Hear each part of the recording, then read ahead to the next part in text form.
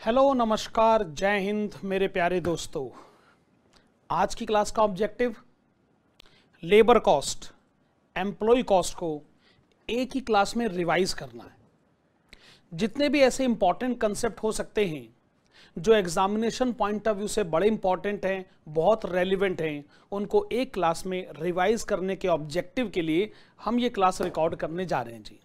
Okay, concept number 1, मैं फिर से अपनी बात हर जो रिवीजन क्लास में दोहराता हूं, फिर से कह रहा हूं, ये क्लासेस लिखने के लिए नहीं है, सिर्फ देखने के लिए और समझने के लिए। ओके, पहले कंसेप्ट से मैं शुरू करता हूं। कंसेप्ट नंबर 1, उसकी हेडिंग मैंने डाली है इंट्रोडक्शन। भैया वेज कॉस्ट को सिंपल वर्ड्स में कैसे डिफाइन करेंगे, लेबर कॉस्ट को, एम्प्लॉय कॉस्ट को आप कैसे डिफाइन करेंगे?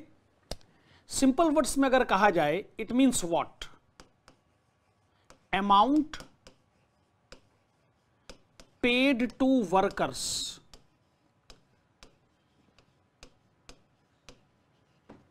amount paid to employees, तभी इसका दूसरा नाम एम्प्लॉय कॉस्ट भी है।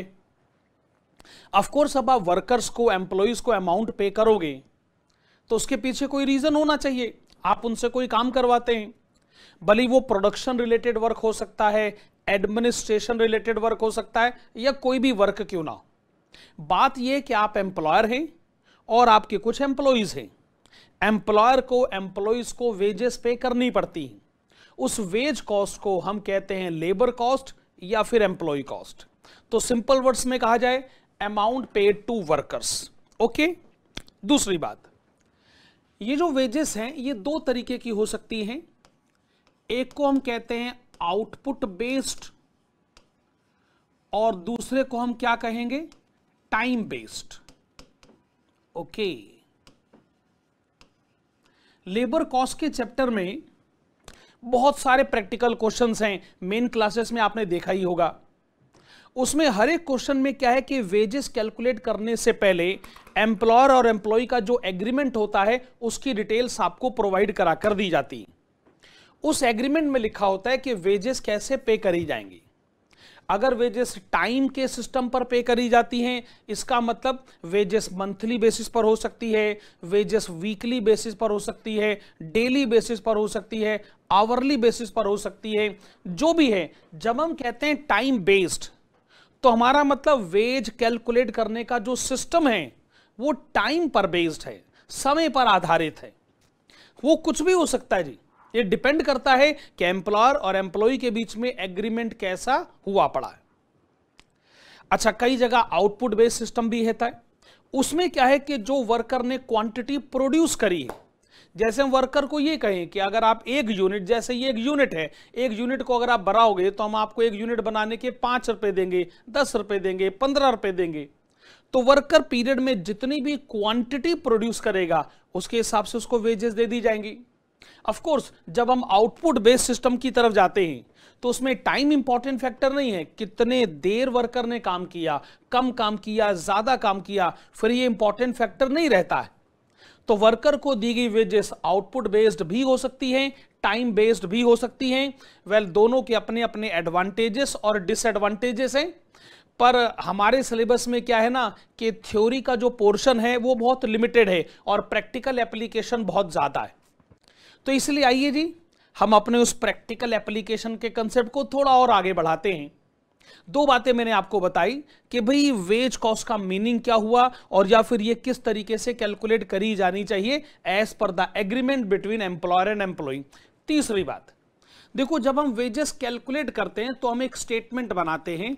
उस स्टेटमेंट का नाम होता है लेबर कॉस्ट स्टेटमेंट। तो अगर कोई आपसे पूछे लेबर कॉस्ट स्टेटमेंट यानी क्या, तो आप इसका जवाब दीजिएगा कि देखो भाई, कि अगर आपको वर्कर की वेजेस कैलकुलेट करनी है तो उसके लिए एक स्टेटमेंट बनानी पड़ती है। पर स्टेटमेंट बनाने का आखिरकार ऑब्जेक्टिव क्या है, एक मैं आपको हल्का सा इंट्रोडक्शन देता हूं, सुनेगा जी। लेबर कॉस्ट स्टेटमेंट का पैटर्न क्या है? Total benefits provided by employer to employee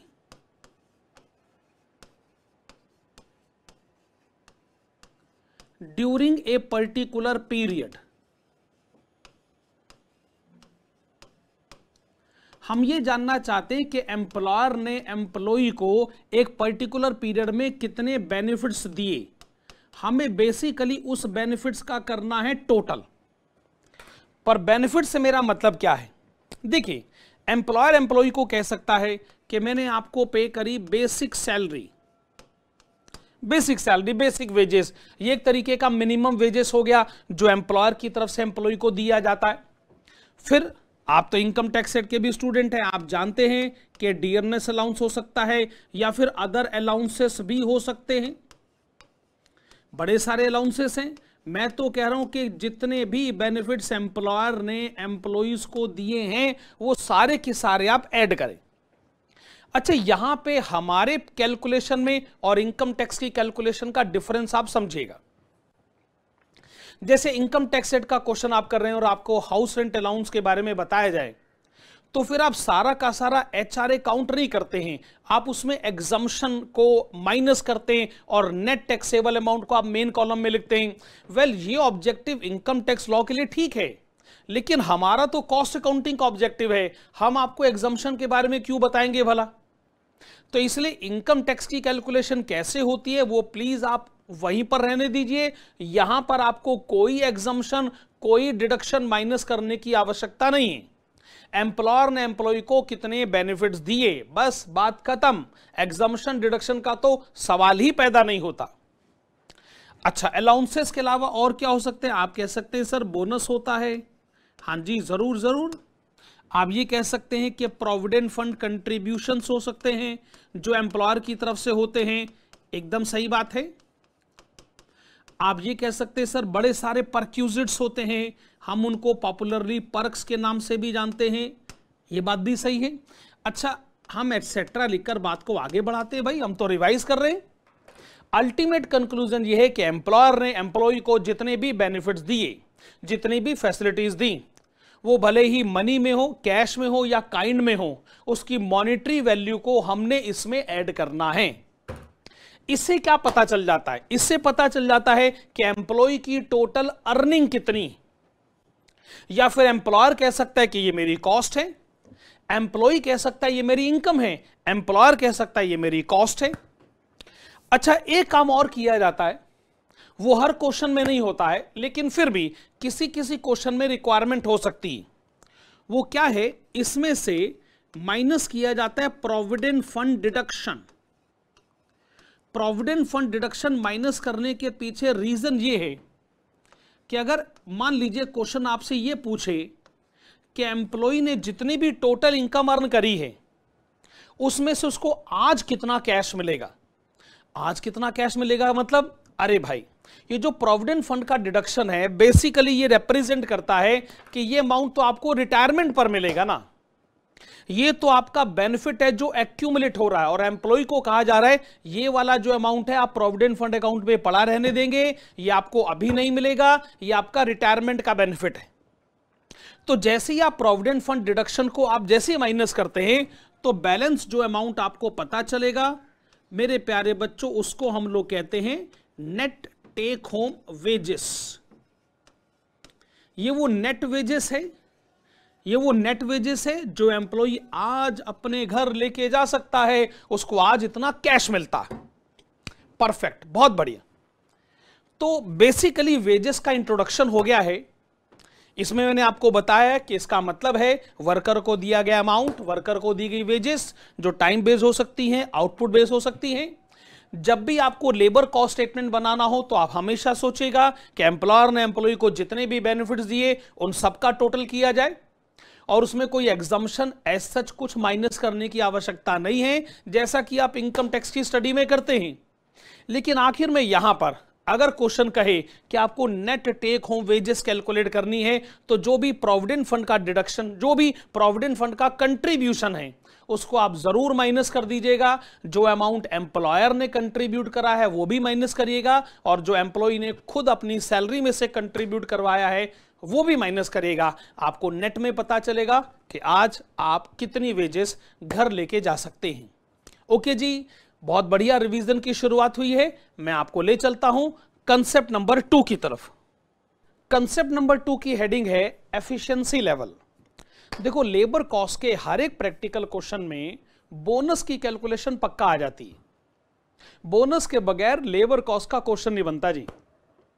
अच्छा, जो बोनस की कैलकुलेशन है ना, उसके जो क्वेश्चंस हैं वो दो तरीके से कैटेगराइज करे जा सकते हैं। एक, कुछ ऐसे स्कीम्स हैं जो किसी फार्मूले पर बेस्ड हैं, उसका एक स्पेसिफिक फार्मूला है, उसको मैं आपको थोड़ी देर में बताता हूं। दूसरे सिचुएशन क्या है कि आपको कुछ डिटेल्स बताई जाएंगी कि ये इंडस्ट्री है, ये एम्प्लॉयर और एम्प्लॉय के बीच में एग्रीमेंट हुआ पड़ा है, उस एग्रीमेंट के हिसाब से एम्प्लॉयर एम्प्लॉय को बोनस ऐसे देगा और इस पर्टिकुलर सिचुएशन में देगा। तो ये हो गई situation oriented bonus scheme. Effectively दो तरीके की स्कीम हो गई, एक तो फार्मूला ओरिएंटेड यानी स्पेसिफिक फार्मूले को बेस बनाकर बोनस कैलकुलेट करना है, और दूसरी सिचुएशन ओरिएंटेड यानी जैसा भी एम्प्लॉयर और एम्प्लॉय का एक एग्रीमेंट हुआ पड़ा है। मैं कहता हूं कि जैसी मर्जी बोनस स्कीम क्यों ना हो, फार्मूले पर बेस्ड हो या सिचुएशन पर बेस्ड हो, पर हर एक में अगर कोई कैलकुलेशन करनी पड़ती है तो उस कैलकुलेशन का नाम है एफिशिएंसी लेवल।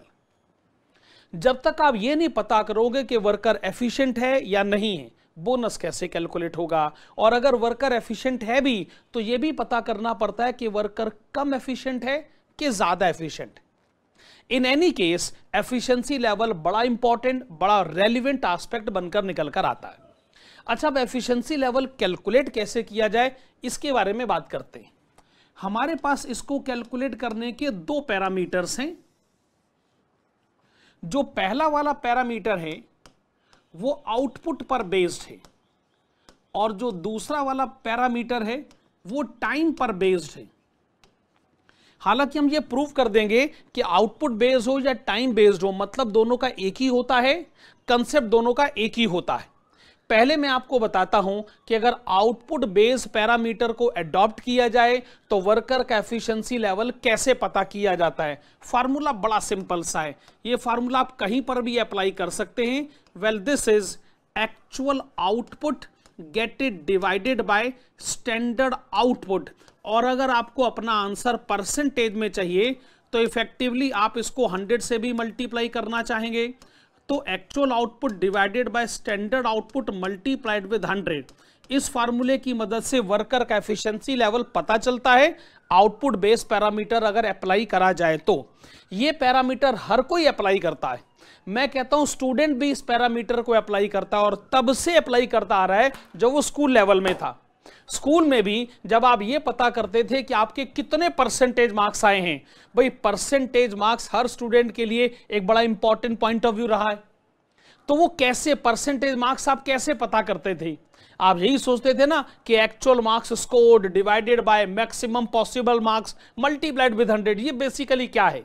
ये हम जैसे स्टूडेंट की एफिशिएंसी लेवल पता करते हैं उसी तरीके से वर्कर की एफिशिएंसी लेवल कैसे पता करी जाती है। कंसेप्ट बड़ा सिंपल सा है, actual output divided by standard output multiplied with 100। लेकिन अगर हम टाइम के पैरामीटर पे जाते हैं, टाइम पे पैरामीटर पे क्या है कि सिचुएशन एकदम रिवर्स हो जाती है। और वर्कर का एफिशिएंसी लेवल कैसे कैलकुलेट होगा, हम इस फार्मूले को एकदम उल्टा कर देते हैं। फार्मूला क्या बन जाता है? Well, this is standard time divided by actual time multiplied with 100। देखो, एक पॉइंट जो है वो आप हमेशा सोचिएगा कि फार्मूला रिवर्स क्यों हुआ है। इसके पीछे की ये है कि आउटपुट ज्यादा बनना जितना अच्छी बात है, टाइम कम लेना भी उतनी बढ़िया बात मानी जाती है। आप कुछ ऐसे सोचिएगा कि मान लीजिए किसने ये कहा कि आउटपुट हमको बनाना तो चाहिए था 100 यूनिट्स, पर हमने आउटपुट बनाया 120 यूनिट्स। ऑफ कोर्स हम कहेंगे सिचुएशन बड़ी फेवरेबल है, सिचुएशन ज्यादा फेवरेबल है। अब जब आप एक्चुअल आउटपुट को स्टैंडर्ड आउटपुट से डिवाइड करोगे, मेरा मतलब है 120 यूनिट्स को 100 यूनिट से डिवाइड करोगे तो आपका आंसर 100% से तो ज्यादा आएगा। यहां पर 120% आ रहा है। एक्चुअल आउटपुट ज्यादा होना फेवरेबल सिचुएशन है कि नहीं?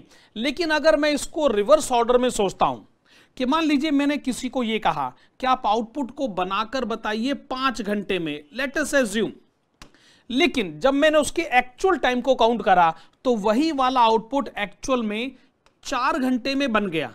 अब आप मुझे बताइए टाइम का कम लेना फेवरेबल इंपैक्ट हुआ कि नहीं? Obviously yes. तो इसीलिए जब आप फार्मूले की सेंस में जाते हैं तो आप कहते हैं standard time divided by actual time. Time आप कम लोगे तो ही तो आपका आंसर 100% से ज्यादा आएगा, और जितना आप 100% से ज्यादा एफिशिएंसी लेवल को पता करेंगे आपको लगेगा कि आप उतने ज्यादा मोर वैल्यूएबल वर्कर बनते जा रहे हैं। तो वैल्यूएबल वर्कर बनने के 2 पैरामीटर होते हैं।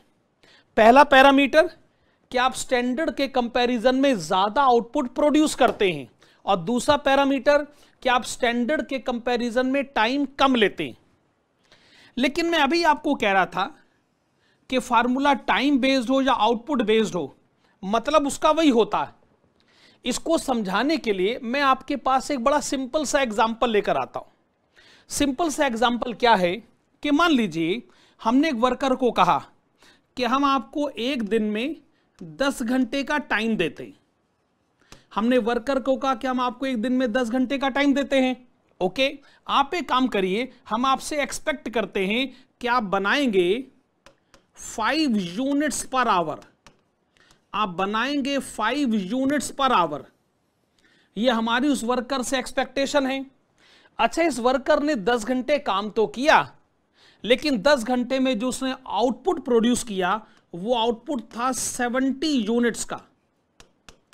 वो आउटपुट था 70 यूनिट्स का। हमने सोचा चलो आइए वर्कर का एफिशिएंसी लेवल पता करते हैं। तो हम पहले वाले फार्मूले की शरण में गए। हमने कहा actual output divided by standard output, तो पता चला कि एक्चुअल आउटपुट तो है 70 यूनिट्स। बड़ी अच्छी बात है। अच्छा, इस वर्कर ने काम किया है 10 घंटे, और हमने इससे एक्सपेक्ट करा था कि ये एक एक घंटे में बनाएंगे 5 यूनिट। कितनी? 5 यूनिट। इस हिसाब से सोचे तो एक्सपेक्टेड आउटपुट कितना हो गया? 10 hours and 5 units per hour, it should have been 50 units. पर यूनिट्स आपने प्रोड्यूस करी 70। क्या इसका मतलब ये लिया जाए कि जो वर्कर है ये 140% एफिशिएंट है? ठीक बात है जी, क्योंकि एक्सपेक्टेशन के कंपैरिजन में आपकी जो एक्चुअल परफॉर्मेंस है वो अच्छी खासे बड़े लेवल पर गई। हमने आपसे उम्मीद लगाया था कि आप 10 घंटे में बनाएंगे 50 यूनिट, पर आपने बना डाली 70 यूनिट। तो आप ये कह सकते हैं कि आप 140% एफिशिएंट हैं। लेकिन जब मैं दूसरे फार्मूले पे जाता हूं, standard time divided by actual time, तो मैं क्या कहूंगा कि एक्चुअल में तो वर्कर ने काम खाली 10 घंटे ही करा है, लेकिन 10 घंटे में इन भाई साहब ने क्वांटिटी कितनी प्रोड्यूस करी? 70 यूनिट्स। अगर एक एवरेज वर्कर के पॉइंट ऑफ व्यू को सोचा जाए, एवरेज वर्कर वो हो गया ना जो 1 घंटे में 5 यूनिट बनाता है। तो आप मुझे बताइए कि अगर एक एवरेज वर्कर को मैं ये कहता कि आप 70 यूनिट बनाकर बताइए, तो क्या वो पॉसिबली 14 आवर्स का टाइम ले सकता था? तो 14 आवर्स हो गया standard time. Get it divided by actual time. आप जैसे इसको 100 से मल्टीप्लाई करेंगे ये भी 140% आ गया। पहले तो आप इस बात को स्वीकार करें कि एफिशिएंसी लेवल को भले ही आउटपुट बेस्ड फार्मूले से पता करा जाए, यानी actual output by standard output, भले ही टाइम बेस्ड फार्मूले से पता किया जाए, यानी standard time divided by actual time, ये 2 अलग अलग पैरामीटर नहीं हैं। ये आपको एक ही कंक्लूजन की तरफ ले जाते हैं। और एफिशिएंसी लेवल जैसे ही आप पता करेंगे तो क्या होगा कि बोनस की कैलकुलेशन बड़े आराम से मैनेज हो जाएगी।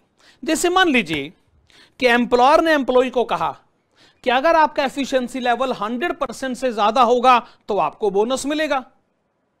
तो इसका मतलब एम्प्लॉय भी जानना चाहता है कि उसका एफिशिएंसी लेवल 100% से ज्यादा है कि नहीं।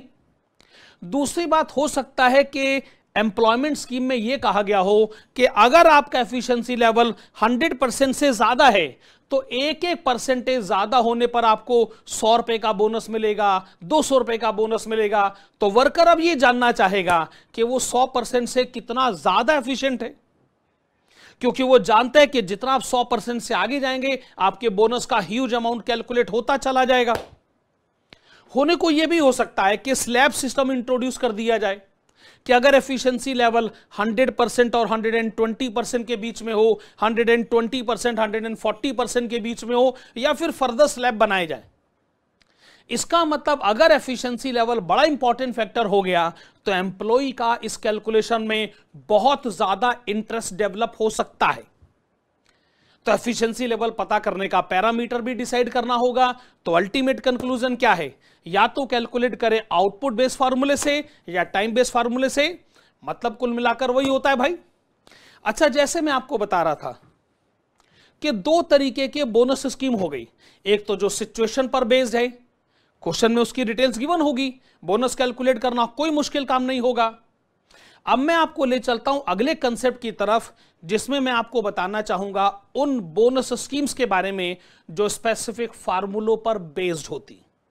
आइए जी बढ़ते हैं आगे।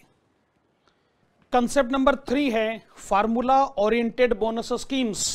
ओके, देखो ये जो स्कीम्स है ना, इसको आप दो तरीके से कैटेगराइज करिएगा।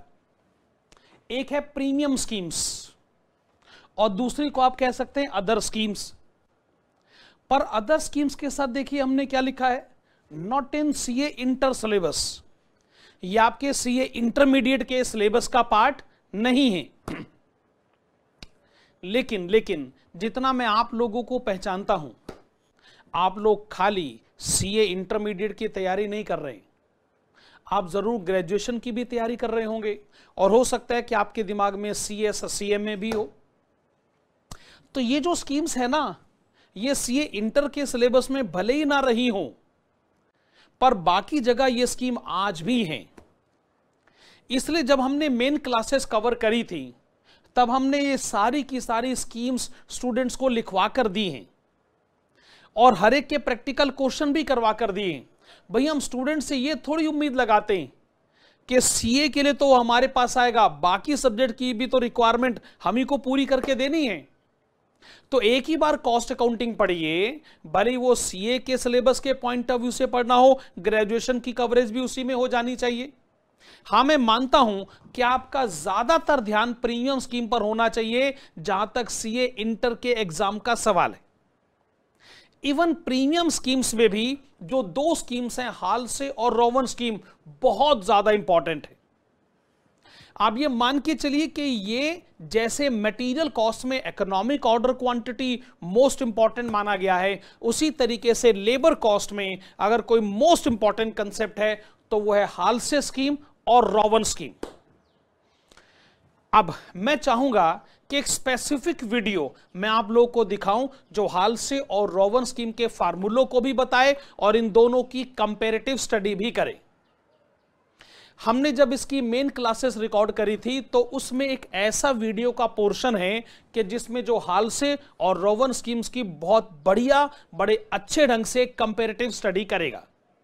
अब मैं यहां पर अपनी टेक्निकल टीम को डायरेक्शन देता हूं कि अब एक काम करते हैं, इसमें वो वाला वीडियो अटैच कर देते हैं जो हालसे और रोवन स्कीम पर कंसंट्रेटेड है। हालसे स्कीम ये कहती है कि पहले आप वर्कर को वेजेस तो पे कर दो, वेजेस पे करने के बाद जब आप बोनस कैलकुलेट करोगे तो बोनस कैलकुलेट करने का एक सिस्टम है।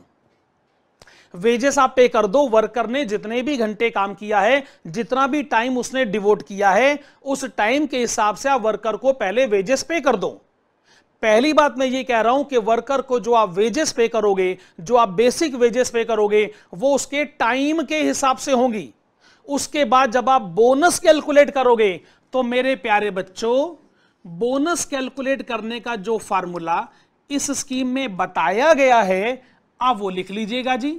This is 50%, 50 by 100, 50%, get it multiplied with time saved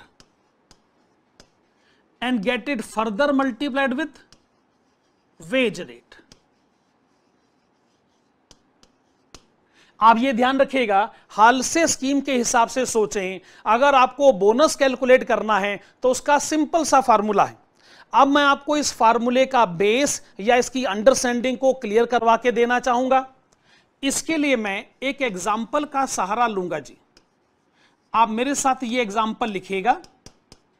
example, let us suppose एक जॉब को लेकर जो स्टैंडर्ड टाइम है, स्टैंडर्ड टाइम आप जानते ही हैं कि एक एवरेज वर्कर को कितना टाइम लेना चाहिए था। Let us assume standard time decide हुआ 10 आवर्स, यानी कोई एवरेज वर्कर होता तो भैया 10 घंटे का टाइम लेता, लेकिन हमारे पास जो वर्कर है वो एफिशिएंट वर्कर है, उसने इस काम को बड़ी जल्दी निपटा दिया। कितनी जल्दी निपटा दिया? उसने इस काम को 6 घंटे में पूरा कर दिया। ओके जी, इसका मतलब ये हो गया कि अगर मैं ये जानना चाहूं तो इस वर्कर ने कितना टाइम सेव किया है, तो आप कहेंगे दोनों का difference, that is 10 - 6 time of 4 hours saved. अच्छा, एक बात और, अगर मैं आपसे पूछूं कि वर्कर का वेज रेट कितना है, आप कहे सर आप हमसे क्यों पूछ रहे हैं, कुछ भी एज्यूम कर लीजिए। चलो कोई नहीं, हम कुछ भी एज्यूम कर लेते हैं। Let us assume wage rate is ₹20 per hour. मान लीजिए ये बातें आपको बताई गई और आपको ये कहा गया कि अगर मान लीजिए हाल से स्कीम है, तो हाल से स्कीम के हिसाब से इस वर्कर का टोटल वेजेस इंक्लूडिंग बोनस कैसे कैलकुलेट होगा। तो आइए पता करते हैं टोटल वेजेस इंक्लूडिंग बोनस। इसका सिस्टम क्या है कि पहले तो आप कैलकुलेट करोगे बेसिक वेजेस। बेसिक वेजेस किसे कहते हैं भैया? कि जो मिनिमम वेजेस आपने पे करनी ही है। हाल से स्कीम कहती है कि चूंकि वर्कर ने 6 घंटे काम किया ही है, तो 6 घंटे की वेजेस तो इसको मिलनी चाहिए। अब आप ही मुझे बताइए, अगर वेज रेट है ₹20 पर आवर और आपने 6 घंटे काम किया ही है, तो भैया 120 रुपए की वेजेस मिलने से तो हम इस वर्कर को रोक नहीं सकते। पर अब हमें इस वर्कर को क्या पे करना है? हमें पे करना है bonus.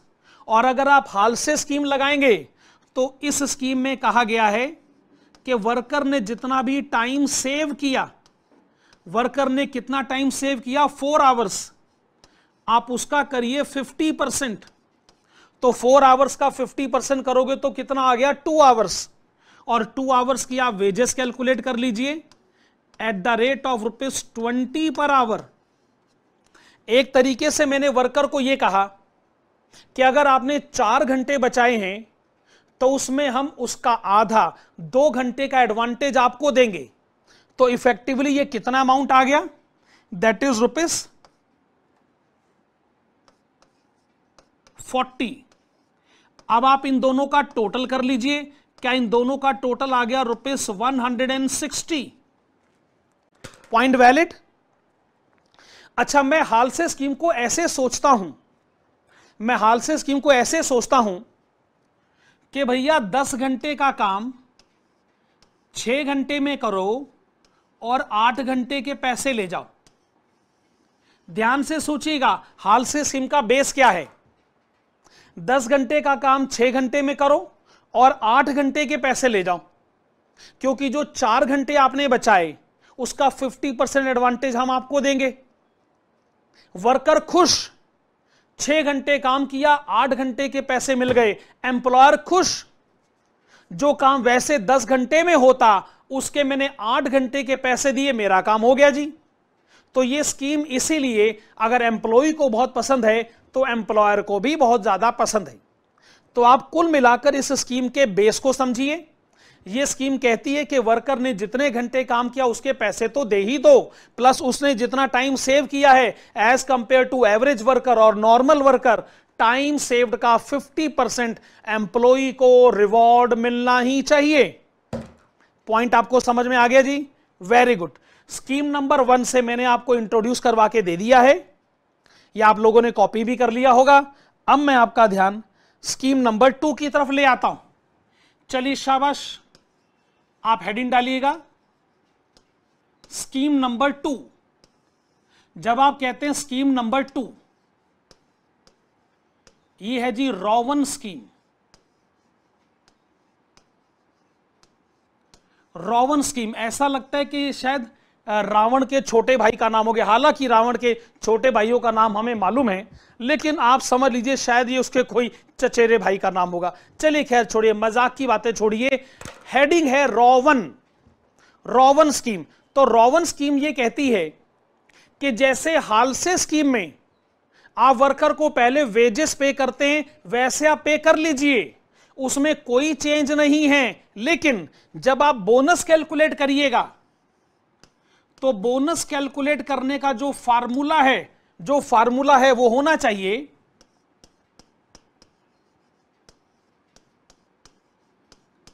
Time taken get it divided by time allowed. Okay, it is to be multiplied with time saved and further multiplied with wage rate। अगर आप इसको हालसे स्कीम से कंपेयर करें तो हालसे स्कीम भी कुल मिलाकर ऐसी थी। ध्यान से देखिए, time saved into wage rate वहां पर भी था और time saved into wage rate यहां पर भी है। फर्क बस इतना सा है कि जहां हालसे स्कीम में यह कहा गया था कि जितना भी टाइम क्यों ना सेव्ड हो, हम तो बोनस उसका 50% ही देंगे। यह हालसे स्कीम की पॉलिसी थी।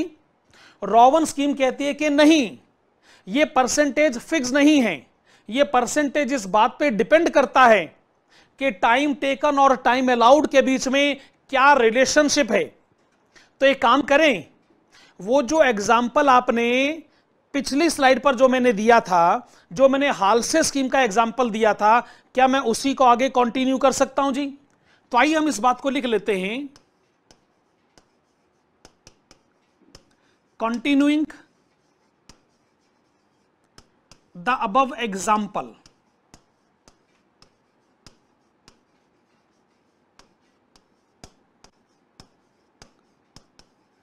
Total wages as per Rowan plan are computed below।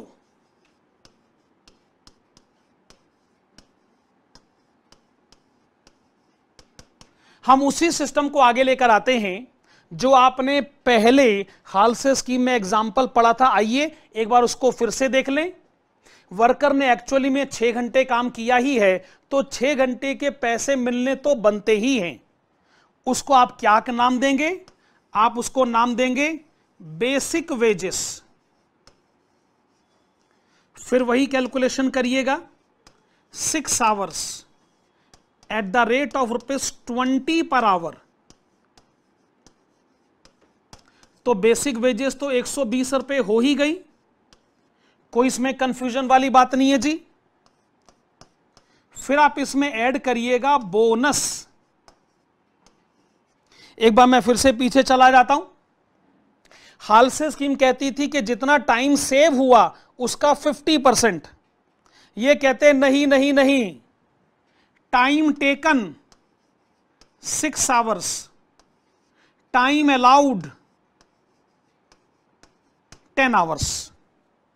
अब आप खुद सोचिए, जब आप 6 को 10 से डिवाइड करोगे तो इफेक्टिवली क्या ये 60% हुआ कि नहीं हुआ? मैं आपसे जानना चाहता हूं, क्या ये 60% हुआ कि नहीं हुआ?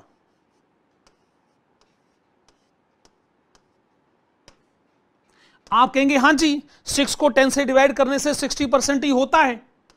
Now get it multiplied with time saved, that is 4 hours and wage rate ₹20 per hour. इसका मतलब आप ये कहना चाहते हैं कि जो टाइम सेव्ड है 4 आवर्स, उसका करा जाए 60%, यह आ गया 2.4 आवर्स, मल्टीप्लाई करें 20 से, तो इसका मतलब यहां पे जो आपने बोनस कैलकुलेट किया वो आ गया ₹48। तो मेरे प्यारे बच्चों, इस सिचुएशन में सोचा जाए तो वर्कर की टोटल वेजेस बनती हैं 168। मैं जानना चाहता हूं, हालसे स्कीम में वेजेस 160 थी, तो रोवन स्कीम में वेजेस 168 क्यों आ गई? इसका बेसिक रीजन यह है कि जहां हालसे स्कीम इस बात पर जिद करता है कि हम तो बोनस 50% ही देंगे, रॉवन स्कीम कहता है नहीं, हम इस बोनस के रेट को बदल सकते हैं। यहां पे बोनस का रेट ज्यादा हो गया, 60% हो गया। यह बोनस का रेट कम भी हो सकता है, यह बोनस का रेट और ज्यादा भी हो सकता है। आप सोचिए कि मैं क्या मैसेज देना चाहता हूं। यह सब कुछ इस बात पे डिपेंड करेगा कि एक्चुअल टाइम कितना है। अगर ये एक्चुअल टाइम 9 आवर्स हो गया, 8 आवर्स हो गया, 7 आवर्स हो गया, 4 आवर्स हो गया, तो इसका मतलब जो रॉवन स्कीम है वो अपनी पोजीशन को बदल सकती है। हालसे स्कीम अपनी पोजीशन को कभी नहीं बदलेगी, पर रॉवन स्कीम में पोजीशन बदल सकती। अब आइए एकदम आखिर में क्या करते हैं, प्रैक्टिकल क्वेश्चन पर आने से पहले जो हमने जो हालसे और रॉवन स्कीम पढ़ी है, इसकी एक कंपेरेटिव स्टडी करते हैं। आप लोगों ने यहां तक तो कॉपी कर ही लिया है, मैं जरा आगे बढ़ना चाहूंगा जी। ये मैं अगली स्लाइड पर आ गया और मेरी तरफ से हेडिंग है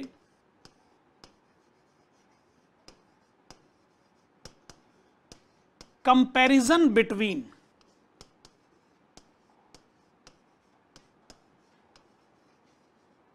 हालसे and Rowan scheme.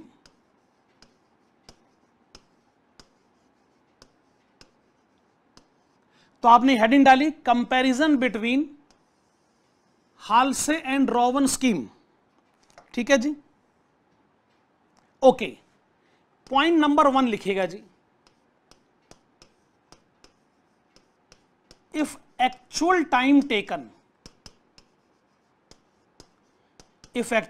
taken is equal to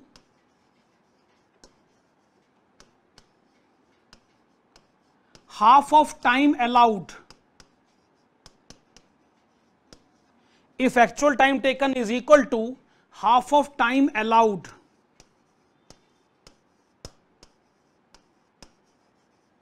both the schemes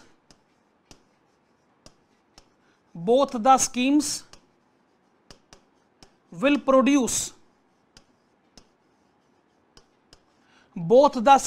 produce equal amount of bonus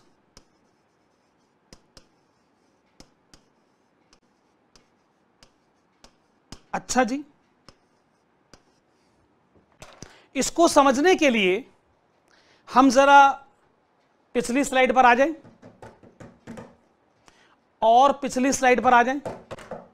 हालसे scheme कहती है चाहे कुछ क्यों ना हो जाए, हम तो टाइम सेव्ड का 50% ही करेंगे जी। ओके, मान लीजिए रॉवन स्कीम में क्या हुआ कि एक्चुअल जो टाइम लिया गया वो अगर अलाउड था 10 आवर्स तो टेकन था 5 hours. Let us assume actual time taken is half of time allowed. अगर अलाउड है 10 तो टेकन है 5, तो सेव्ड भी हो गया 5। तो जब आप ऐसी सिचुएशन में बोनस कैलकुलेट करते और बोनस होता time taken by time allowed, तो क्या आप जानते ये परसेंटेज भी 50% ही आ जाता। ऐसी सिचुएशन में हाल से तो 50% कह ही रहा है, रॉवन भी 50% की बात कहने लगता, तो क्या दोनों स्कीम्स में बोनस का अमाउंट इक्वल नहीं आ जाता? The answer is yes. तो ये जो हमने कंक्लूजन दिया है, क्या ये कंक्लूजन वैलिड है? अगर actual time taken time allowed के एग्जैक्टली हाफ के इक्वल है, तो आप ये पाएंगे कि रॉवन स्कीम का बोनस भी वही है और हालसे स्कीम का बोनस भी वही है। मैं आगे लिखना चाहूंगा जी, if actual time taken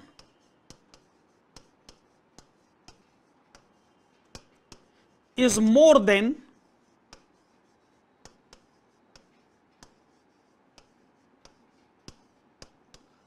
half of time allowed,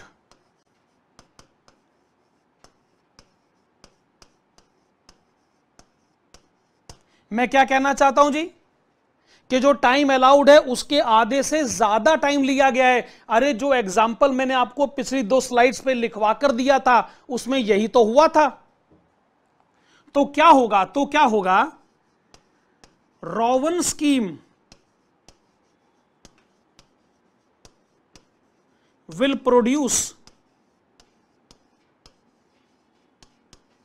more amount of bonus.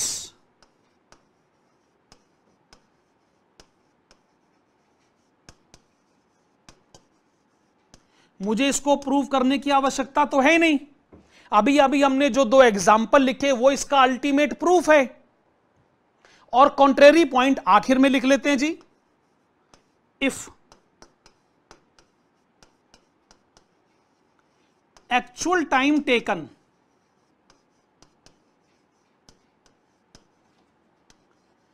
is less than,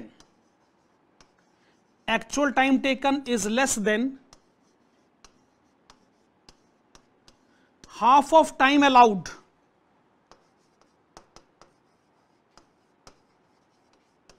obviously आप जानते ही ऐसी सिचुएशन में क्या होगा, Halsey scheme will produce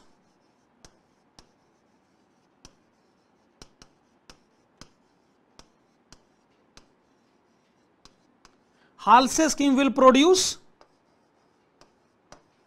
more amount of bonus.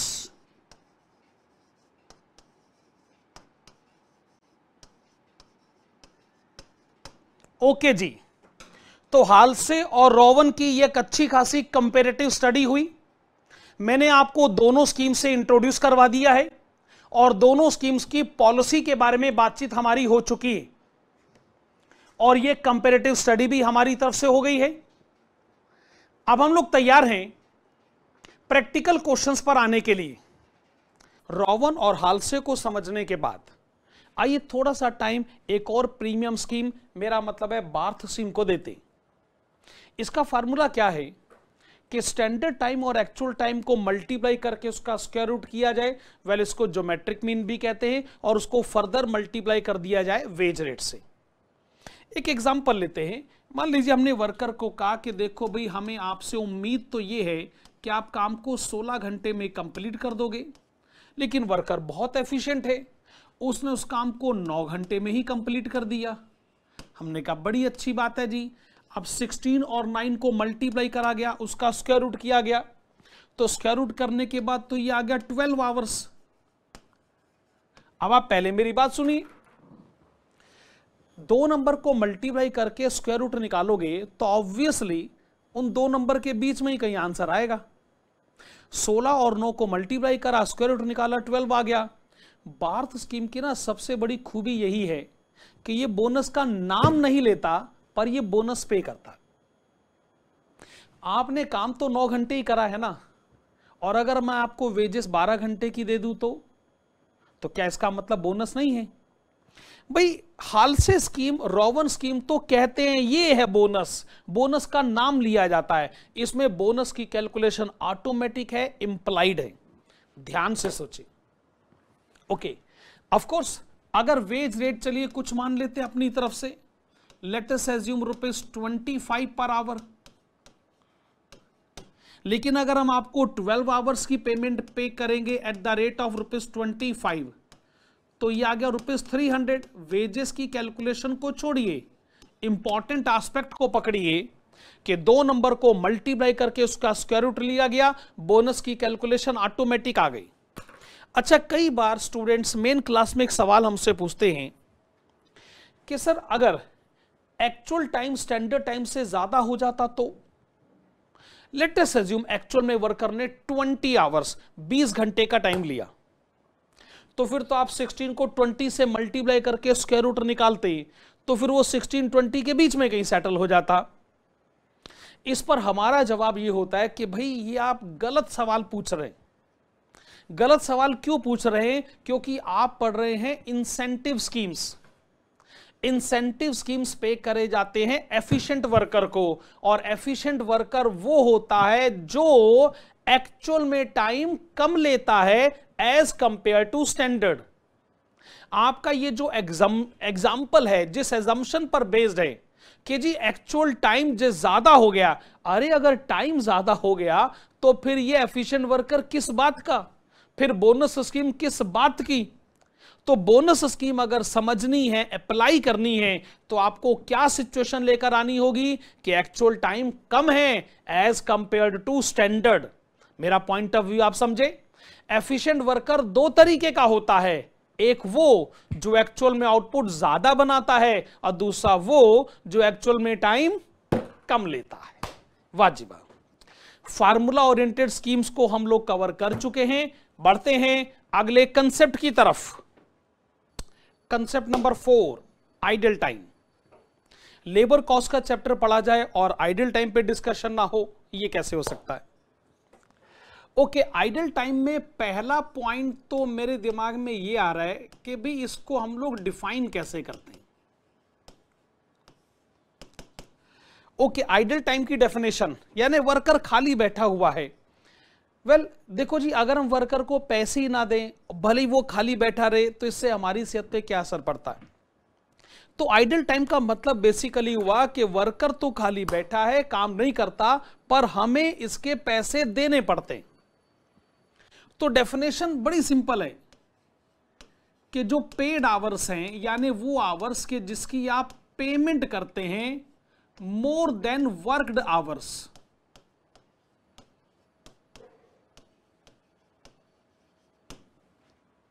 भाई मान लीजिए आपने वर्कर को एक दिन में 10 घंटे की पेमेंट करी, लेकिन वर्कर ने काम किया खाली 8 घंटे। तो मेरे भाई इन दोनों का जो डिफरेंस हो गया 2 आवर्स, इसको आप कह सकते हो आइडल टाइम। तो आइडल टाइम वो टाइम हुआ कि हम जिसके पैसे तो देते हैं पर वर्कर इफेक्टिवली काम नहीं करता जी।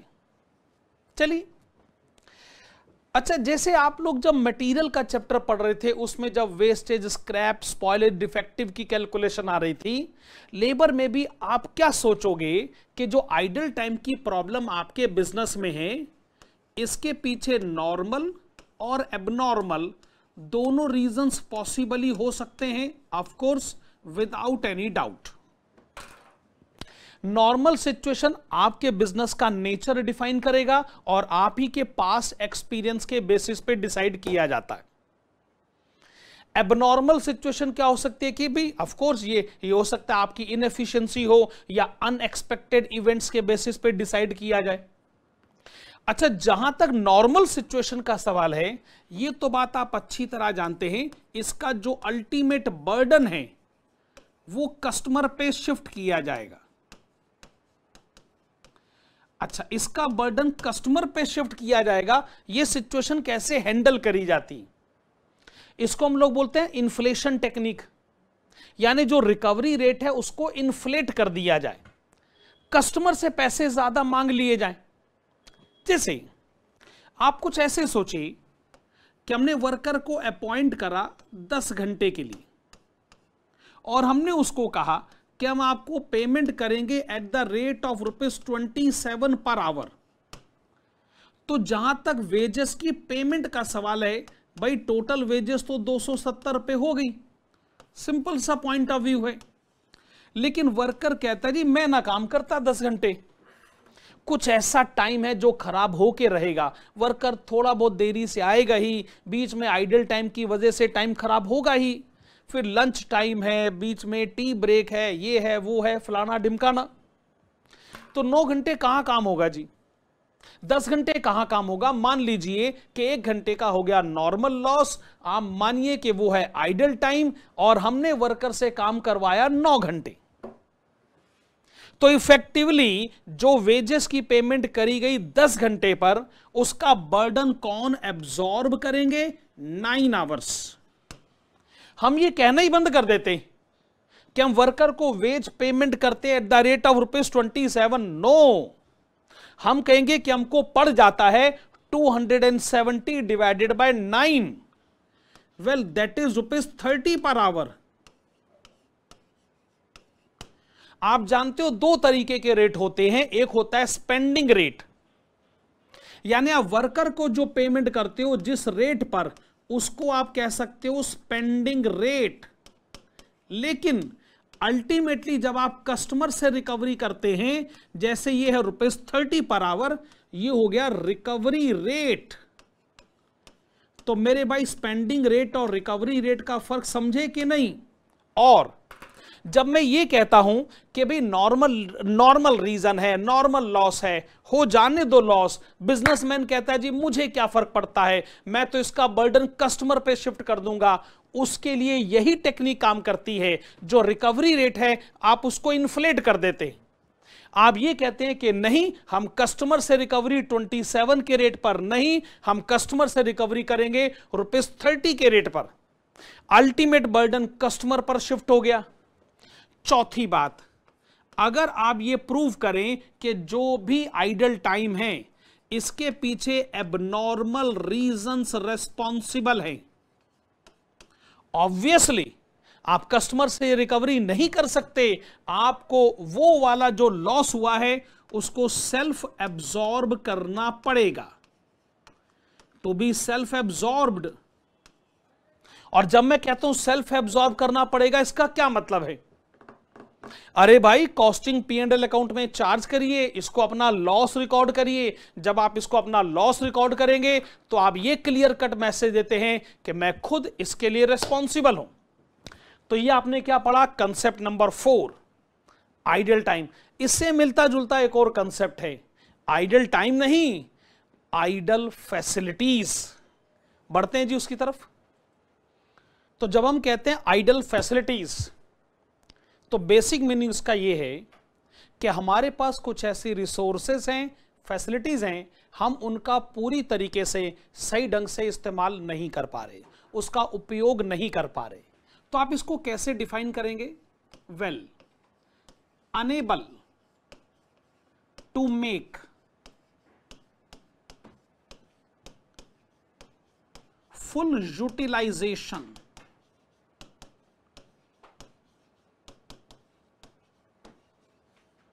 ऑफ अवेलेबल रिसोर्सेस या फिर फैसिलिटीज या फिर कैपेसिटीज। जैसे अगर मैं आपको एग्जांपल दूं वैकेंट स्पेस इन बिल्डिंग का, आपके पास एक बिल्डिंग है, उसमें अच्छा खासा स्पेस है, हो सकता है बड़े सारे रूम्स उसमें आपके पास हों, और आप अपने उस वैकेंट स्पेस, या ऐसा स्पेस है या बिल्डिंग में कुछ ऐसे कमरे हैं कि जिनका पूरी तरीके से इस्तेमाल नहीं कर पा रहे, आपको लग सकता है ये वैकेंट स्पेस हमारे पास है, इसके पॉसिबल यूटिलाइजेशन के ऑप्शंस को इवैल्यूएट किया जाना चाहिए।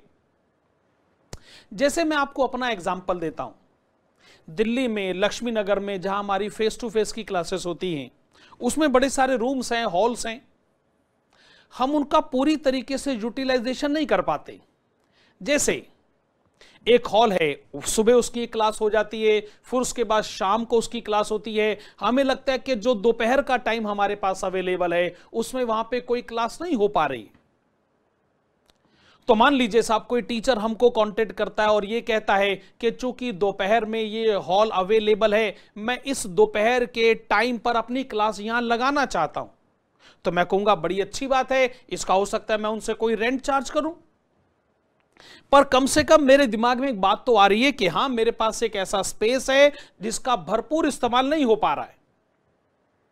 उसी तरीके से मान लीजिए कि किसी बिजनेस ऑर्गेनाइजेशन में जो वर्कर्स हैं वो एक्सेस में हैं, क्योंकि जब वर्कर्स की अपॉइंटमेंट करी गई थी ना, उस समय मार्केट में डिमांड बहुत ज्यादा थी। बाद में जब डिप्रेशन का दौर आया, मंदी का दौर आया, तो वर्कर्स को नहीं निकाला जा सकता। अब क्या करें, हमारे पास फैसिलिटी तो है पर हम उसको यूज नहीं कर पा रहे हैं। अब जैसे अगर मैं कोविड-19 का एग्जांपल लूं, यही अगर वर्कर्स की प्रॉब्लम को मैं लेकर आऊं, इस पर्टिकुलर पीरियड के दौरान बड़े सारे एम्प्लॉयर्स को ऐसा लगा कि एम्प्लॉइज उनके पास एक्सेस में है, इस टाइम पर उनको नौकरी से निकालना भी ठीक नहीं है, मार्केट में डिमांड भी नहीं है, तो क्या करें, वर्कर भले खाली बैठा रहता है या भरपूर काम नहीं करवाया जा सकता है, पर फिर भी वेजेस तो पे करनी पड़ेगी। लेकिन इसका मतलब हमारे पास एक ऐसी फैसिलिटी है कि जिसका हम फुल यूटिलाइजेशन नहीं कर पा रहे। तो आइडल फैसिलिटी का मतलब कि आपके पास रिसोर्सेस हैं पर यूटिलाइजेशन नहीं किया जा पा रहा है, और आपको कुछ ऐसे ऑप्शंस हैं जिनको इवैल्यूएट करना चाहिए। अच्छा, बिजनेस में जो आइडल फैसिलिटी की प्रॉब्लम है, ऑफ कोर्स इसके पीछे नॉर्मल और एबनॉर्मल दोनों रीजंस पॉसिबली हो सकते हैं without any doubt. Normal situation decide करी जाती है पास्ट एक्सपीरियंस के बेसिस पे, और ऑफ कोर्स नेचर भी बड़ा इंपॉर्टेंट पार्ट माना गया। मैं फिर से कहूंगा कि अगर तो नॉर्मल रीजंस हैं तो वो जो भी आइडल फैसिलिटी है उसकी कॉस्ट का जो बर्डन है वो कस्टमर पे शिफ्ट कर दिया जाना चाहिए। ओके, इस कंटेक्स्ट में मैं आपको सिनेमा हॉल के जनरेटर का एग्जांपल देता हूं। सिनेमा हॉल में जनरेटर होता ही है और जब लाइट जाएगी तभी वो जनरेटर इस्तेमाल किया जाएगा। अच्छा, ऐसा कई बार होता है कि आप जनरेटर लगा लीजिए, घर में इन्वर्टर लगा लीजिए, उसके बाद लाइट जाना ही बंद हो जाती। तो एक सिनेमा हॉल ने कहा कि पूरे साल में जनरेटर एक बार भी इस्तेमाल नहीं हुआ, लाइट कभी गई नहीं। अब आप सोचिए इसका मतलब क्या है? जनरेटर इंस्टॉल तो कर दिया गया है, यूज नहीं होता जी। लेकिन आप जानते हो कि एसेट तो डेप्रिशिएट होकर रहेगी, भले वो एक्चुअल में यूज करी जाए या ना यूज करी जाए। डेप्रिसिएशन के कारण तो ये भी है कि धूप और हवा, normal wear and tear, actual use हो या ना हो, एसेट तो डेप्रिशिएट हो ही जाती है। इसका मतलब वो जो डेप्रिसिएशन है हम उसको कॉस्ट का पार्ट बनाएंगे, उससे हम अपनी कॉस्ट बढ़ाएंगे और वो बढ़ी हुई कॉस्ट हम कस्टमर से रिकवर करेंगे। और हम कहेंगे कि अगर ये फैसिलिटी नहीं भी यूज हो पा रही, ये तो बड़ा नॉर्मल सा फीचर है, इसका बर्डन कस्टमर पर शिफ्ट होना ही चाहिए विदाउट एनी डाउट। लेकिन अगर हम ये प्रूव कर दें कि इसके पीछे एबनॉर्मल रीजंस रेस्पॉन्सिबल है, तो भैया फिर ये वाली जो कॉस्ट है ये आपको सेल्फ एब्जॉर्ब करनी पड़ सकती है। सही बात है ना? और कैसे? ट्रांसफर करिएगा costing profit and loss account में। तो इसलिए जब भी आप अपनी टोटल कॉस्ट पता करें, उस टोटल कॉस्ट में आइडल फैसिलिटी का अमाउंट आपको काउंट करना है या काउंट नहीं करना है, ये इस बात पे डिपेंड करता है कि वो आइडल फैसिलिटी जो है नॉर्मल इन नेचर है या एबनॉर्मल इन नेचर है। और आइडल फैसिलिटी और आइडल टाइम में डिफरेंस आप समझते हैं जी। आइडल टाइम वर्कर से रिलेटेड है, पर आइडल फैसिलिटी रिसोर्सेस से रिलेटेड है। बहुत बढ़िया कंसेप्ट था जी। मैं आपका ध्यान ले आना चाहूंगा अगले कंसेप्ट की तरफ। देखो भैया, इवैल्यूएशन के पॉइंट ऑफ व्यू से सोचा जाए ना तो दो कंसेप्ट बड़े इंपॉर्टेंट है। एक है जॉब इवैल्यूएशन, दूसरा है परफॉर्मेंस रेटिंग। जब मैं टर्म यूज करता हूं जॉब इवैल्यूएशन, तो बेसिकली मैं कहना चाहता हूं क्या ये वर्क को इवैल्यूएट करें, काम कैसा है, काम कैसे होना चाहिए, एक एवरेज वर्कर को इस काम को कैसे पूरा करना चाहिए, एक एवरेज वर्कर को इस काम के कितना रेम्युनरेशन मिल सकता है, अगर कोई एफिशिएंट वर्कर हो तो उसको कितना बोनस मिलना चाहिए, इंसेंटिव कैसे मिलने चाहिए। पर जब आप इवैल्यूएशन प्रोसीजर को एग्जीक्यूट कर रहे हैं तो आपके दिमाग में है जॉब ओनली वर्क। लेकिन जब आप कहते हो कि मैं वर्कर को इवैल्यूएट करना चाहता हूं, यानी ये जो वर्कर है, एक पर्टिकुलर वर्कर है, इसको काम कैसे करना चाहिए था, इसने काम कैसे करा है, इसको कितना इंसेंटिव मिलना चाहिए था। जब मैं वर्कर का कंपैरिजन एक स्टैंडर्ड वर्कर से करता हूं तो मैं परफॉर्मेंस रेटिंग में अपने आप को पाता हूं। लेकिन जब मैं सिर्फ वर्क को इवैल्यूएट करता हूं तो यहां पे इवैल्यूएशन वर्क का होता है और यहां पे इवैल्यूएशन वर्कर का होता है। हालांकि पैरामीटर्स आइडेंटिकल हैं, लेकिन एक इवैल्यूएशन वर्क का है और दूसरा इवैल्यूएशन वर्कर का है। सुनेगा, कौन कौन से पैरामीटर आपके पास हैं? ऑफ कोर्स एजुकेशन क्वालिफिकेशन को वर्क के पॉइंट ऑफ व्यू से भी सोचा जाएगा, वर्कर के पॉइंट ऑफ व्यू से भी सोचा जाएगा। और work experience, sense of responsibility यानी जिम्मेदारी का एहसास, उसके बाद एटीट्यूड ऑफ टीम वर्क, आप बाकी वर्कर्स को अपने साथ लेकर चलते हैं कि नहीं, डिसिप्लिन, डेडिकेशन, ये सारे के सारे फैक्टर अगर वर्क के पॉइंट ऑफ व्यू से डिस्कस करे जाए तो उसे कहते हैं जॉब इवैल्यूएशन। पर स्पेसिफिक वर्कर के पॉइंट ऑफ व्यू से डिस्कस करा जाए तो उसे कहते हैं परफॉर्मेंस रेटिंग। ओके, पहले मैं आपको बताना चाहूंगा परफॉर्मेंस रेटिंग हम क्यों करते हैं, हम एक वर्कर की सर्विस बुक क्यों बनाना चाहते हैं, हम वर्कर के परफॉर्मेंस को क्यों इवेल्युएट करना चाहते हैं। क्योंकि मैनेजमेंट को कुछ क्रूशल और इंपॉर्टेंट डिसीजन लेने। सबसे बड़ा डिसीजन तो यही लेना है कि ये भैया एफिशिएंट वर्कर है कि नहीं, और अगर एफिशिएंट है तो कितना है। और आप जानते हैं कि एफिशिएंसी के बेसिस पर इसके बड़े सारे इंसेंटिव्स डिसाइड करने। फिर उसके बाद वर्कर के ट्रांसफर और प्रमोशन के भी डिसीजन है। देखो मैनेजमेंट का ना एचआर डिपार्टमेंट ये पूरी कोशिश करता है कि सही वर्कर सही जगह पर और सही समय पर होना ही चाहिए। इसका मतलब ये आपकी तरफ से पॉलिसी होनी चाहिए to appoint correct worker at correct place and at correct time. भाई सारे वर्कर्स ना एक जैसे कैपेबल नहीं होते, सारे वर्कर्स का एटीट्यूड भी एक जैसा नहीं है, सिचुएशन को हैंडल करने का जो सिस्टम है वो भी एक जैसा नहीं है। आपको मालूम होना चाहिए कि आपके हर वर्कर की क्या क्या एसेट है, क्या क्या लायबिलिटीज हैं। आपको मालूम होना चाहिए कि कौन सा वर्कर किस सिचुएशन को कैसे हैंडल कर सकता है। इसीलिए परफॉर्मेंस रेटिंग जॉब को ठीक ढंग से एग्जीक्यूट कराने में बहुत कामयाब होती। अच्छा, जब मैं कहता हूं कि हम जॉब इवेल्युएट करना चाहते हैं, काम कैसे होना चाहिए, तो उसके लिए 3 मेथड्स हमारे पास हैं। इनके सारे डिटेल्ड एक्सप्लेनेशन आपको मेन क्लासेस में मिल जाएंगे। रैंकिंग मेथड है। रैंकिंग मेथड कहता है कि देखो जो वर्कर की रैंक है, सीनियर वर्कर है, इसका मतलब सीनियरिटी के बेसिस पे या फिर किसी पर्टिकुलर ऑर्गेनाइजेशन में रैंक के बेसिस पे। जैसे अगर मैं पुलिस डिपार्टमेंट के बारे में बात करूं, आप लोगों ने टर्म सुने ही होंगे भाई कि कोई हवलदार होता है, कोई इंस्पेक्टर है, सब इंस्पेक्टर है, एसएचओ है, कमिश्नर है, ऐसे ये सारे के सारे क्या है, सब रैंक्स हैं।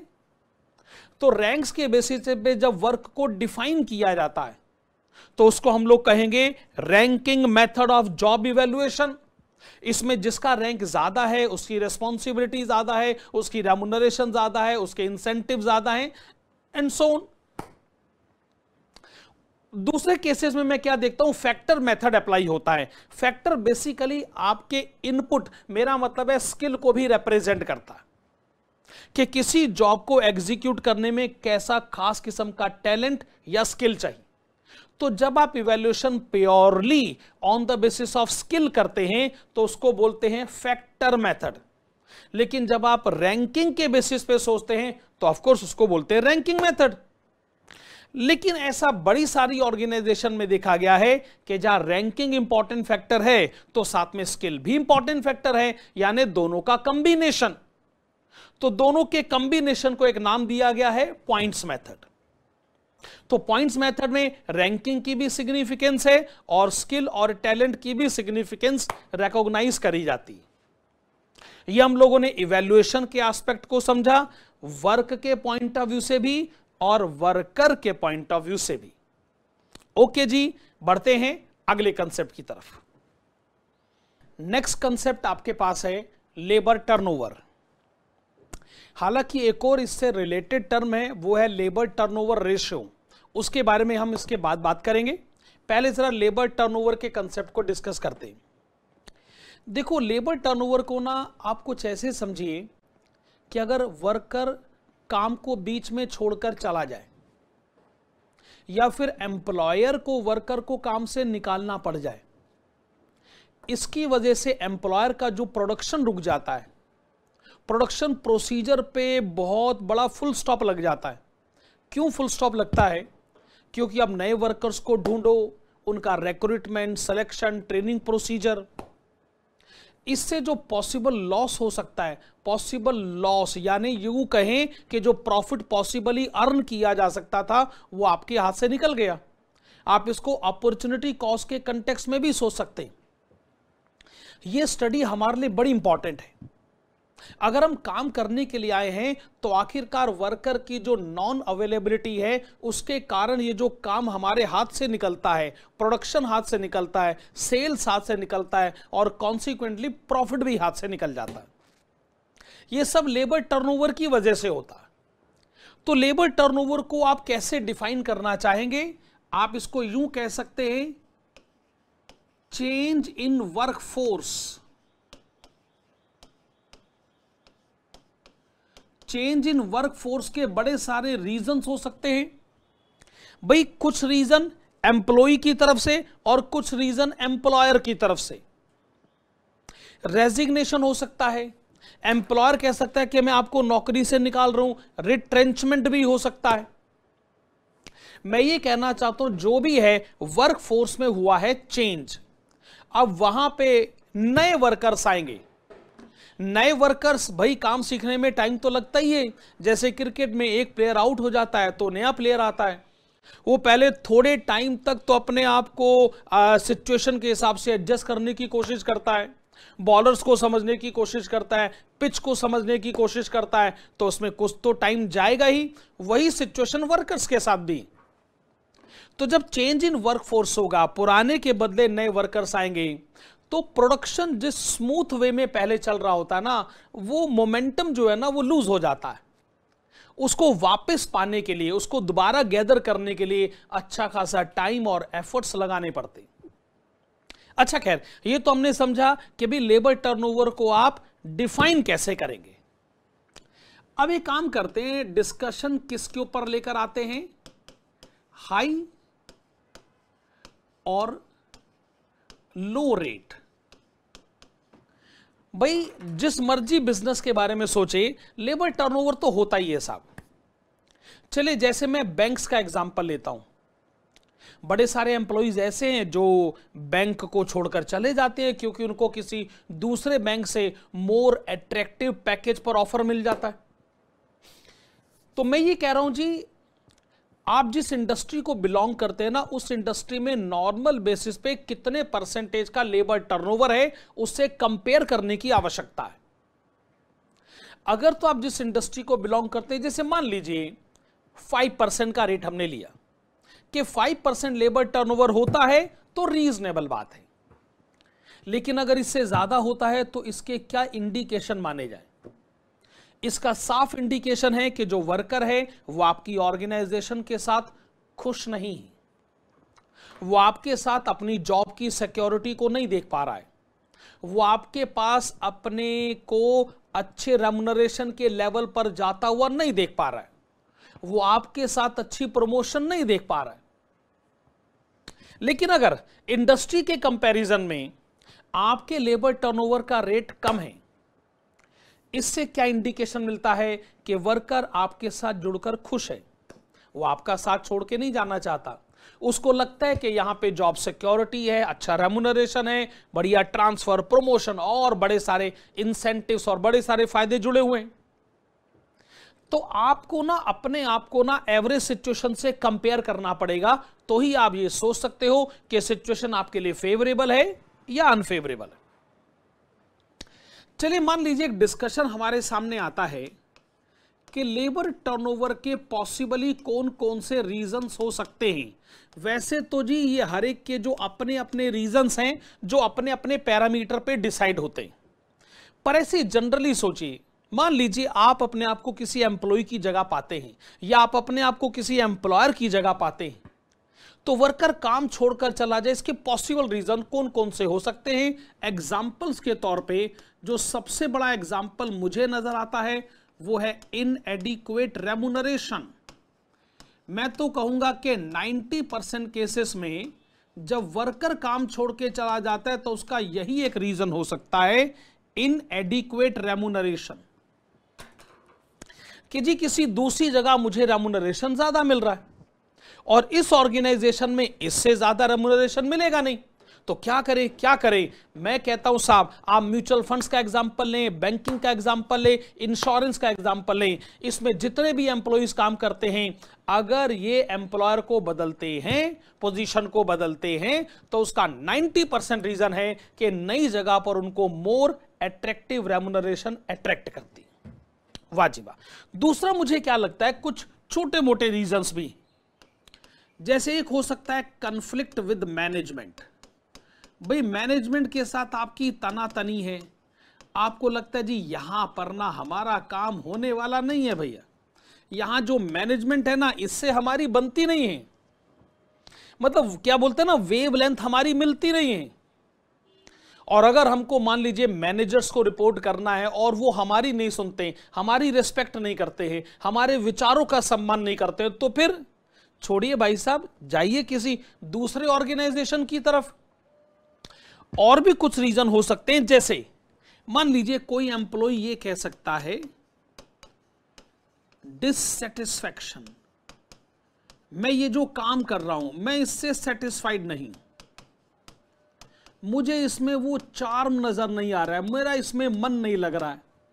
तो कई बार लोगों के दिमाग में ना रेम्युनरेशन एस्पेक्ट नहीं होता जी, हम तो साहब पैसे के लिए काम नहीं करते साहब, दिल के सेटिस्फेक्शन के लिए काम करते हैं। अगर हमारा दिल ही इस बात की गवाही नहीं देता तो फिर हम इस ऑर्गेनाइजेशन में क्यों रहें? ऐसे कुछ रीजन हो सकते हैं। अच्छा, कई बार मैनेजमेंट की कुछ अनरीजनेबल एक्सपेक्टेशंस भी होती हैं, जिनको आप अगर पूरा नहीं कर पाते तो आपको लगता है कि भाई इस ऑर्गेनाइजेशन को छोड़ देना ही हमारे फायदे में होगा। फिर मैं कह रहा हूं कि कौन कौन से रीजन हो सकते हैं, इसकी कोई कंप्लीट लिस्ट नहीं बनाई जा सकती है, इसकी कोई एग्जॉस्टिव लिस्ट नहीं बनाई जा सकती है। यह सब डिपेंड करता है आपके अपने इंडिविजुअल परसेप्शन के ऊपर और थॉट प्रोसेस के ऊपर। खैर चलिए, बड़ी सारी बात तो हो गई, लेकिन क्या आप इस बात को मानते हैं कि लेबर टर्नओवर एम्प्लॉयर के लिए खास तौर पे बड़ा कॉस्टली अफेयर हो सकता है, बहुत कॉस्टली अफेयर हो सकता है, वेरी कॉस्टली टू एम्प्लॉयर। अच्छा बताइए क्यों ये एम्प्लॉयर के लिए कॉस्टली क्यों हो सकता है? क्योंकि एम्प्लॉयर कहता है भैया काम तो मेरा ही है, प्रोडक्शन प्रोसीजर तो मेरा ही है, अब मुझे नए वर्कर्स के लिए दोबारा से सोचना पड़ेगा।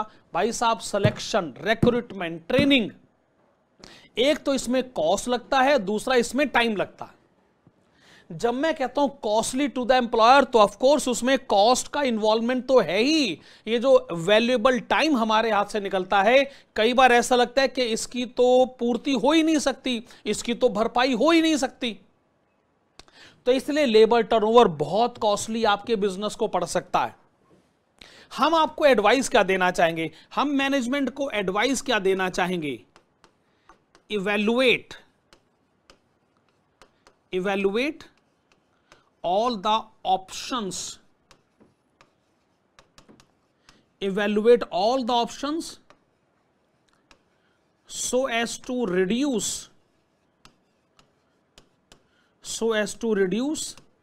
the impact of labor turnover। भाई लेबर टर्नओवर को कम करने के, रिड्यूस करने के आप सारे ऑप्शंस इवैल्यूएट करें। आप सोचें कि वो प्राइम रीजन क्या है कि जिसकी वजह से आपके बिजनेस में लेबर टर्नओवर की प्रॉब्लम है, प्राइम रीजन को आइडेंटिफाई करें। वो प्राइम रीजन अगर इनएडिक्वेट रेम्युनरेशन है, जैसा कि मैं बता चुका हूं ज्यादातर केसेस में यही होता है,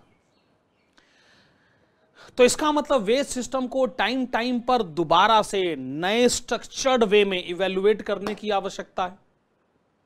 हो सकता है कई बार वर्कर्स को लगता हो कि रेम्युनरेशन टाइम पर नहीं मिलती, रेम्युनरेशन अच्छे खासे पीरियड के लिए आउटस्टैंडिंग रखी जाती है, यह बात भी आप लोगों को इवैल्यूएट करनी चाहिए। मैं कहता हूं एम्प्लॉय जिन बातों से नाराज है या हमारी एक्सपेक्टेशन को पूरा नहीं कर पाता है, उन बातों को पता करिए, ढूंढिए और उनको रिमूव करिए। भाई लेबर टर्नओवर बुरी चीज है, बिजनेस में नहीं होनी चाहिए। ओके जी, लेबर टर्नओवर के इस कंसेप्ट को हम लोगों ने डील करा। अगले कंसेप्ट की तरफ बढ़ते। Next concept labour turnover ratio. जी अभी तो पढ़ा लेबर टर्नओवर, अब आ गया लेबर टर्नओवर रेशियो।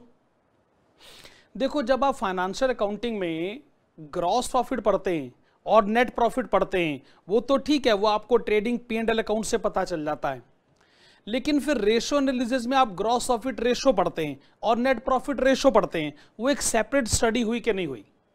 उसी तरीके से लेबर टर्नओवर के ऊपर डिस्कशन करना और लेबर टर्नओवर रेशियो पे डिस्कशन करना, ये दो सेपरेट मैटर हैं जी। हाँ, कनेक्टेड भी हैं लेकिन फिर भी अपने आप में सेपरेट है। अच्छा, लेबर टर्नओवर रेशियो को आप कैसे डिफाइन करेंगे? वेल, आप कुछ यूं कहेंगे कि जब लेबर टर्नओवर की जो प्रॉब्लम है अच्छा, लेबर टर्नओवर अपने आप में एक प्रॉब्लम है कि नहीं, पहले आप इस बात को मानिए। लेबर टर्नओवर प्रॉब्लम है? हां जी है। जो लेबर टर्नओवर की प्रॉब्लम है, जब हम इसको परसेंटेज के कंटेक्स्ट में डिफाइन करने लगते हैं तो उसको कहा जाता है लेबर टर्नओवर रेशियो या लेबर टर्नओवर रेट। वाजिब। कोई अगर ऑर्गेनाइजेशन ये कहे कि भी हमारे बिजनेस में लेबर टर्नओवर रेट है 10%, तो ये बताना चाहता है कि जो वर्कर काम छोड़ के चला जाता है या हम जो वर्कर को निकाल देते हैं और प्रोडक्शन पीछे से रुक जाता है, ये जो प्रॉब्लम है ना, ये प्रॉब्लम है 10%। 90% वर्कर सेटिस्फाइड हैं, ना वो काम छोड़कर जाते हैं ना हम उनको निकालते हैं, लेकिन 10% डिससेटिस्फैक्शन लेवल को रिप्रेजेंट करता है। ऑफ कोर्स आप इसको कंपेयर करोगे और कंपेयर करके आपको ऐसा लगेगा कि आपकी ऑर्गेनाइजेशन में लेबर टर्नओवर का रेट या हाई है या लो है। भाई अगर इंडस्ट्री का पैरामीटर है 8%, लेट अस अज्यूम, लेकिन हमारे बिजनेस में लेबर टर्नओवर की प्रॉब्लम है 10%, तो इससे आपको क्या इंडिकेशन मिलेगा? यह है dissatisfaction level of workers. This is dissatisfaction level of workers. Workers का अनरेस्ट भी इससे रिप्रेजेंट होता है। वर्कर्स आपसे बिल्कुल भी सेटिस्फाइड नहीं, यानी आपकी ऑर्गेनाइजेशन में यह प्रॉब्लम बड़े लेवल पर है। इसको जल्दी से जल्दी करेक्ट करने की रिक्वायरमेंट है। या फिर अगर मैं पॉइंट नंबर 3 में आपको लेकर आऊं, अगर आप जब लेबर टर्नओवर रेट अपनी ऑर्गेनाइजेशन का पता करते हैं तो वो इंडस्ट्री के कंपैरिजन में लो रेट पर आता है, तो इसका मैं क्या मतलब निकालूं? भाई साहब, इसका मतलब आपके बिजनेस में एम्प्लॉइज का सेटिस्फैक्शन लेवल इंडस्ट्री के कंपैरिजन में ज्यादा है। भाई आप खुश हो जाइए, आपको लगेगा कि बहुत अच्छी कंडीशन है ये, तो इसका मतलब वो सेटिस्फैक्शन लेवल को रिप्रेजेंट करता है। इससे पता चलता है कि आपने जो पॉलिसीज अडॉप्ट कर रखी हैं वर्कर को वेजेस देने के रिलेशन में या ट्रांसफर प्रमोशन के रिलेशन में या फिर वर्कर की जॉब सिक्योरिटी के रिलेशन में, वो सारी की सारी जो स्कीम्स हैं वो आपको फ्रूटफुल रिजल्ट दे रही। और अगर एम्प्लॉइज जी लगाकर, मन लगाकर बिजनेस में आपके साथ काम करते हैं तो देखिएगा कि आपका प्रोडक्शन कैसे आगे बढ़ेगा, प्रोडक्शन आगे बढ़ेगा, सेल आगे बढ़ेगी, प्रॉफिट आगे बढ़ेगा। तो इसका मतलब लेबर टर्नओवर रेशो कम है, लेबर टर्नओवर रेट कम है, यह आपके बिजनेस के लिए बहुत ही फेवरेबल इंडिकेशन है। ठीक बात है जी। अब एक चौथा पॉइंट है कि लेबर टर्नओवर रेशो कैलकुलेट कैसे किया जाता है। ओके, इसके हमारे पास टोटल 3 मेथड्स हैं। इसके पहले मेथड को कहा जाता है सेपरेशन मेथड। इसके पहले मेथड को कहा जाता है सेपरेशन मेथड। सेपरेशन मेथड की पॉलिसी यह है कि आप यह पता करें कि कितने एम्प्लॉइज आपसे सेपरेट हो गए, कितने एम्प्लॉइज आपसे अलग हो गए। अच्छा, जब मैं कहता हूं अलग हो गए, इसका मतलब है भले वो अपनी मर्जी से काम छोड़कर चले गए हो या आपने उनको काम से निकाल दिया हो, जो भी है, अब वो आपके साथ जुड़े हुए नहीं है। अगर आपको यह पता चल जाए कि कितने एम्प्लॉइज अब आपसे सेपरेट हो चुके हैं, अगर मैं उसको डिवाइड कर दूं किससे? एवरेज नंबर ऑफ एम्प्लॉइज से, तो ऑब्वियस सी बात है अगर मैं 100 से मल्टीप्लाई करता हूं तो मेरे पास एक परसेंटेज की फिगर आएगी। एक एग्जांपल लेते हैं कि जैसे मान लीजिए आपकी ऑर्गेनाइजेशन में ऑन एन एवरेज 500 एम्प्लॉइज हैं, ऑन एन एवरेज, और जो एम्प्लॉइज सेपरेट हुए हैं वो हैं 50। तो जब आप इसको परसेंटेज में कैलकुलेट करेंगे तो 10% आ गया। तो मैनेजमेंट को पता चल गया कि 10% वर्कर्स आपसे सेपरेट हो गए। अब ये 10% अच्छा है बुरा है, चेक करिए इंडस्ट्री के पैरामीटर्स कैसे हैं। किसी ऑर्गेनाइजेशन में, किसी पर्टिकुलर सेक्टर में यह बड़ी नॉर्मल सी बात हो कि वर्कर छोड़कर चले जाते हैं, पर किसी ऑर्गेनाइजेशन में यह नॉर्मल बात ना हो। तो अच्छा या बुरा तो भाई साहब कंपेयर करके ही बताया जा सकता है, ऐसे सीधे तौर पर तो नहीं बताया जा सकता। अच्छा, दूसरा मेथड जो है ना उसको हम लोग कहते हैं रिप्लेसमेंट मेथड। क्या कहते हैं जी? Replacement method. इसका फार्मूला भी बड़ा सिंपल सा है, number of employees replaced, number of employees replaced, it gets divided by average number of employees. और अगर परसेंटेज में जानना है तो ऑफ कोर्स आपको 100 से मल्टीप्लाई करना पड़ेगा. अच्छा, मैं उसी एग्जाम्पल को वापस लेकर आता हूं, सुनेगा जी. आप कह रहे थे आपके pass on an average 500 employees हैं, ठीक है. अच्छा, आप ये भी कह रहे थे कि उसमें से 50 एम्प्लॉइज छोड़कर चले गए. हमने कहा वो भी ठीक है, पर जो 50 एम्प्लॉइज छोड़कर चले गए, 50 पोस्ट खाली हो गई, तो आपको नए वर्कर्स की आवश्यकता पड़ रही है कि नहीं? आप कहते हो जी 50 जो पोस्ट खाली हुई तो हमने नए वर्कर अपॉइंट करे और वो सिर्फ 40 अपॉइंट करे, रिप्लेस्ड. तो जब आप इसको परसेंटेज में कैलकुलेट करेंगे तो ये तो 8% आएगा. तो दूसरी पॉलिसी ये कहती है कि जब आप लेबर टर्नओवर की प्रॉब्लम डिस्कस करते हैं तो प्रॉब्लम ये नहीं है कि वर्कर छोड़कर चला गया, प्रॉब्लम ये है कि आपको नए वर्कर को रखना पड़ेगा, आपको नए वर्कर को ट्रेनिंग देनी. अच्छा, कुछ वर्कर ऐसे हैं कि जिनके छोड़ के जाने पर हम भी बड़े खुश होते हैं और हम कहते हैं कि इसके बदले में कोई नया वर्कर रखने वाला नहीं हूं. जब आपने खुद ये सोच लिया है कि नया वर्कर रखना ही नहीं है, तो फिर आप चिंता किस बात की कर रहे हो? चिंतित इस बात को लेकर मत होइए कि वर्कर छोड़ कर गया है, चिंतित इस बात को लेकर होइए कि प्रोडक्शन कहीं रुक ना जाए, इसलिए नया वर्कर रखना पड़ेगा. तो प्रॉब्लम सेपरेशन नहीं है, प्रॉब्लम रिप्लेसमेंट है. ऑफ कोर्स एक तीसरा मेथड भी है, उसको हम लोग कहते हैं फ्लक्स मेथड. फ्लक्स मेथड क्या कहता है कि देखिए, जितने एम्प्लॉइज आपको छोड़कर गए, नंबर ऑफ एम्प्लॉइज सेपरेटेड, उसमें आपको ऐड कर देना चाहिए वो एम्प्लॉइज जिन्होंने आपको ज्वाइन किया है. नंबर ऑफ एम्प्लॉइज ज्वाइंट, जिन्होंने आपको अभी ज्वाइन किया है. 100 से तो खैर आपको मल्टीप्लाई करना ही है. Get it divided by average number of employees.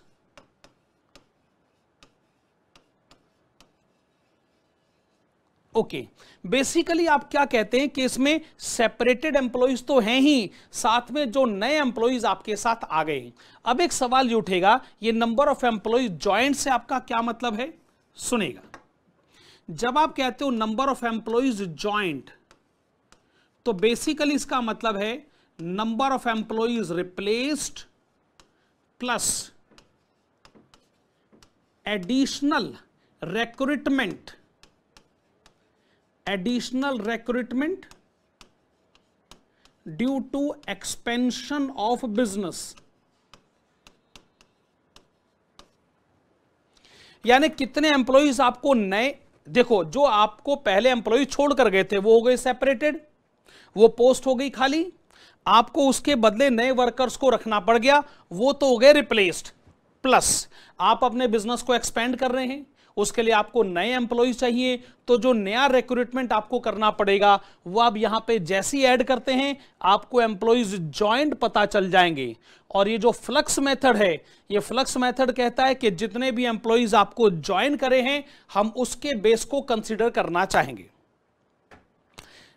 ऐसा हो सकता है कि आपके बिजनेस में कोई नया रिक्रूटमेंट ना हो, आप बिजनेस को एक्सपेंड नहीं कर रहे, तो फिर एडिशनल रिक्रूटमेंट नहीं होगा, तो जो नंबर ऑफ एम्प्लॉइज ज्वाइंट हैं वो और कुछ नहीं, एम्प्लॉइज रिप्लेस के इक्वल मान लिए जाएंगे. ओके, ये हम लोगों ने क्या पढ़ा? Labour turnover ratio. अब मैं यहां से आपका ध्यान ले आता हूं एक अगले कंसेप्ट की तरफ, और वो जो अगला कंसेप्ट है वो लेबर में बहुत इंपॉर्टेंट माना गया है, उसका नाम है ओवर टाइम. आइए बढ़ते हैं ओवर टाइम के कंसेप्ट की तरफ. ओवर टाइम, देखिए आइए पहले ओवर टाइम को डिफाइन करते हैं. देखो भी, जब भी वर्कर को अपॉइंट किया जाता है ना, तो कुछ टर्म्स एंड कंडीशंस हैं जो डिसाइड होती हैं। उसमें लिखा जाता है कि भैया के वर्कर को एक दिन में इतने घंटे काम करना पड़ेगा, या फिर कुल मिलाकर ये कुछ कंडीशंस हैं। जब हम आपके टाइमिंग्स को डिसाइड करते हैं तो कई बार वर्कर से उससे ज्यादा काम करवाया जाता है। नॉर्मल टाइम से ज्यादा जब भी काम करवाया जाएगा तो इसका मतलब यह है कि आपको वर्कर को कुछ एक्स्ट्रा अमाउंट पे करना पड़ेगा, और वो भी वर्कर तभी काम करेगा अगर वो उसके लिए राजी है। तो आप ओवर टाइम को कैसे डिफाइन करेंगे? Well, very simple, working time more than standard time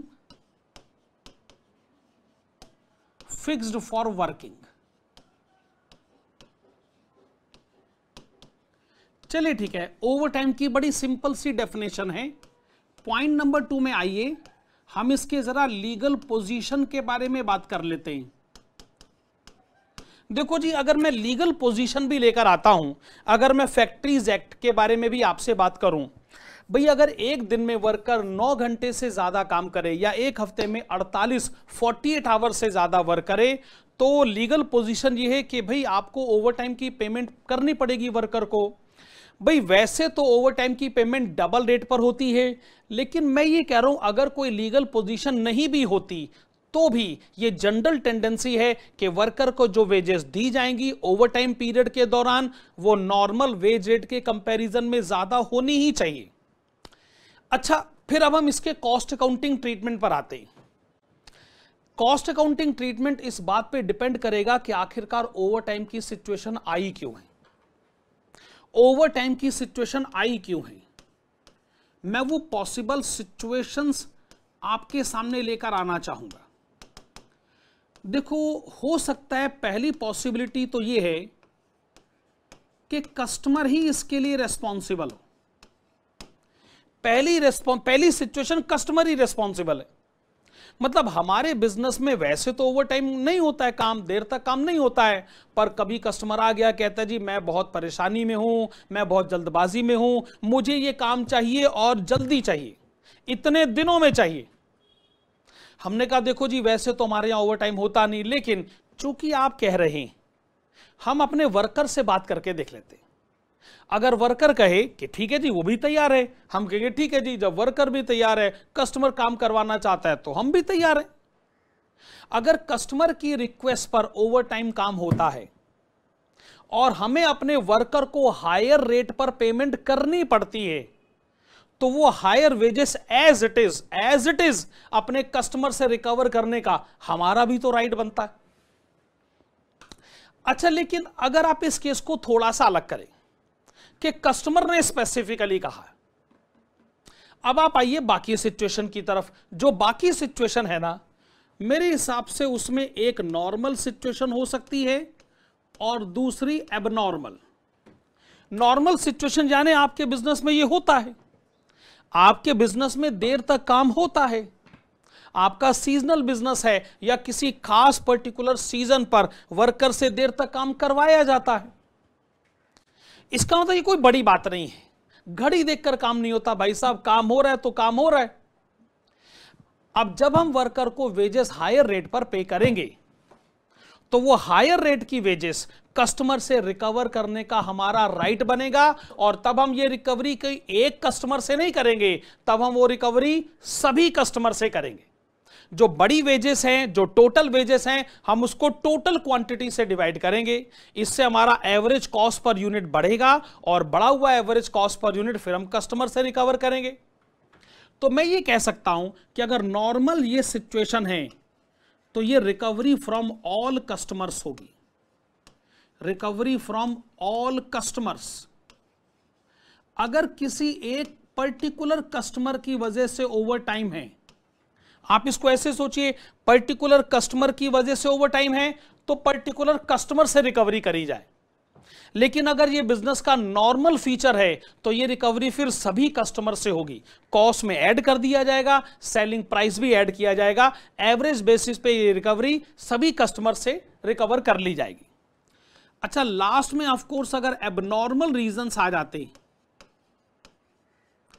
तो आप जानते हो कि एबनॉर्मल रीजन में तो हमारे पास एक ही स्टेटमेंट है कि ये आपको सेल्फ एब्जॉर्ब करना ही पड़ेगा। प्रॉफिट एंड लॉस अकाउंट बनाए, उसमें चार्ज कर लीजिएगा, आप अपना प्रॉफिट कम कर लें, यानी कस्टमर से रिकवरी आप नहीं कर सकते। ओके, आप इस बात को भी स्वीकार करें कि ओवर टाइम की सिचुएशन को ना कंट्रोल करने की बड़ी आवश्यकता है। कंट्रोल करने की आवश्यकता क्यों है? देखो ऐसा है, वर्कर्स जो है ना, हो सकता है ओवर टाइम की सिचुएशन को मैनिपुलेट करें। वर्कर्स को यह लग सकता है कि अगर हम देर तक काम करेंगे तो हमको वेजेस हायर रेट पर मिलेगी, तो जानबूझकर वर्कर जो नॉर्मल वर्किंग आवर्स हैं उसमें अपनी स्पीड को कम कर सकता है। वर्कर को लग सकता है स्पीड कम कर दो, आराम से काम करो, हल्की रफ्तार में काम करो, काम पूरा होगा नहीं। दिन के आखिर में एम्प्लॉयर कहेगा अरे काम तो हुआ नहीं, अब तो देर तक काम करना पड़ेगा। इसका मतलब देर तक काम करना जो है ना, वो असल में ओरिजिनली वो आपके ऑर्गेनाइजेशन के स्ट्रक्चर में नहीं था, लेकिन वर्कर इस सिचुएशन को मैनिपुलेट कर सकता। तो हमें भी इस मैनिपुलेशन प्रैक्टिस जो है इसका कोई तोड़ तो निकालना पड़ेगा। हम क्या करेंगे? हम एक लिमिट डिसाइड करेंगे। हम एक लिमिट डिसाइड करेंगे कि कितना ओवरटाइम मैक्सिमम हो सकता है। और वैसे भी हम नहीं चाहते कि देर तक काम करवाने की वजह से वर्कर की हेल्थ पर भी बुरा असर पड़े। और जब तक हमारी बिजनेस का कोई ऑथोराइज्ड पर्सन उस ओवरटाइम को अप्रूव ना करे, तब तक हम ओवरटाइम की सिचुएशन तक पहुंचेंगे ही नहीं। एक लिमिट डिसाइड होगी, दूसरा कोई कॉम्पिटेंट पर्सन इस ओवरटाइम की सिचुएशन को अप्रूव करेगा, और एक स्टेटमेंट बनाई जानी चाहिए जिस स्टेटमेंट में इन सवालों के जवाब होने चाहिए। Why and how much.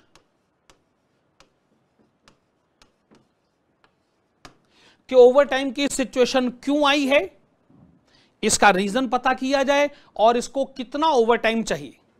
Management इस सिचुएशन को इवैल्यूएट करे और सोचे कि हाँ चलो ठीक है, ओवरटाइम की रिक्वायरमेंट है और फ्यूचर में वो ये प्रॉब्लम दोबारा नहीं आनी चाहिए। मैनेजमेंट को इस कंटेक्स्ट में भी जरूरी कदम उठाने चाहिए। वाजिबा। अब एक काम करते हैं, रिवीजन क्लास का आखिरी कंसेप्ट पिक करते हैं, और वो आखिरी कंसेप्ट कौन सा है? बढ़ते हैं जी अगली स्लाइड की तरफ। लास्ट में कंसेप्ट लेकर आते हैं, features of good waste system. एक अच्छे वेस्ट सिस्टम में कौन कौन सी विशेषताएं होनी चाहिए। सबसे पहली बात जो मैं कहूंगा वो है इजीली अंडरस्टैंडेबल।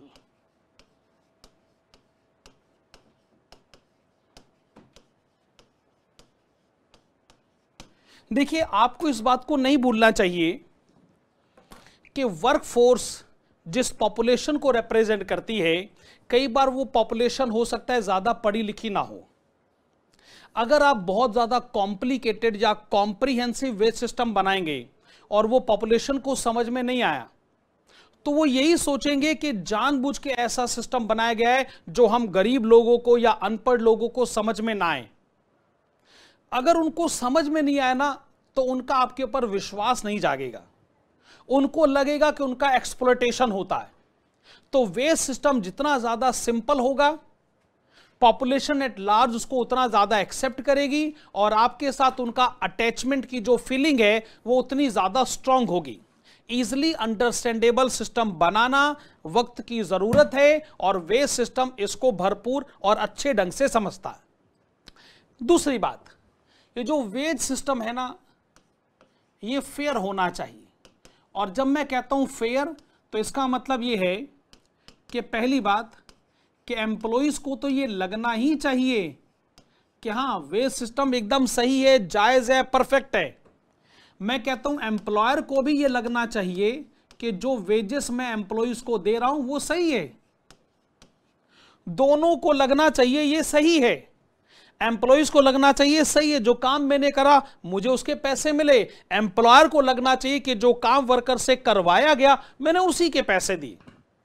किसी को भी ऐसा नहीं लगना चाहिए कि साहब कि मेरे साथ इंसाफ नहीं हुआ है। फेयर सिस्टम आप अडॉप्ट करें, जितना फेयर सिस्टम होगा दोनों को लगेगा कि उनके लिए ये विन विन सिचुएशन है। ओके, ऐसा सिस्टम लेकर आए जो इंश्योर करे, क्या इंश्योर करे? मोर वेजेस टू एफिशिएंट वर्कर्स। क्या लिखा आपने? मोर वेजेस टू एफिशिएंट वर्कर्स। और ऐसा सिस्टम आप लेकर आए जो इंश्योर करे क्या? एनकरेजमेंट। किसका encouragement? Encouragement to inefficient workers. जो इनएफिशिएंट वर्कर्स हैं उनको अच्छा खासा एनकरेजमेंट मिलना चाहिए कि अरे भाई, अगर हम भी अपने आप को सुधारे, हम भी एफिशिएंट वर्कर का टैग हासिल कर सकते हैं, हमें भी वो एडवांटेजेस हो सकते हैं। एफिशिएंट वर्कर को रिवॉर्ड देना जितना जरूरी है उतना ही जरूरी यह भी है कि इनएफिशिएंट वर्कर को मोटिवेशन मिलना चाहिए, उनको भरपूर एनकरेजमेंट दिया जाना चाहिए ताकि वो फ्यूचर में एफिशिएंसी लेवल को गेन कर सके। अच्छा जी, हम ये भी जानते हैं कि कुछ गवर्नमेंट रूल्स और रेगुलेशंस हैं, उनका पालन आपको जरूर करना है। अगर सरकार ने कुछ मिनिमम वेजेस जैसा कुछ कहा है तो आपको वर्कर को वो मिनिमम वेजेस हर हालत में देनी है। अगर सरकार कहती है कि आपको वर्कर्स को इस तरीके की कंडीशन प्रोवाइड कराकर देनी होगी तो आप इस बात का ध्यान रखेंगे। हेल्दी एनवायरनमेंट होना चाहिए, ऐसा एनवायरनमेंट आप क्रिएट करके दें कि जिससे वर्कर्स को लगे कि हां एनवायरनमेंट बहुत अच्छा है और ऐसी एनवायरनमेंट में काम किया जाना चाहिए। और एक बात और ध्यान रखिएगा, इट शुड कंटिन्यू। वैसे तो दुनिया में ऐसा कुछ नहीं जो हमेशा चलता रहे, पर अगर सिस्टम हर कुछ दिनों के बाद बदल जाएगा ना तो सिस्टम के ऊपर लोगों का विश्वास नहीं जागेगा।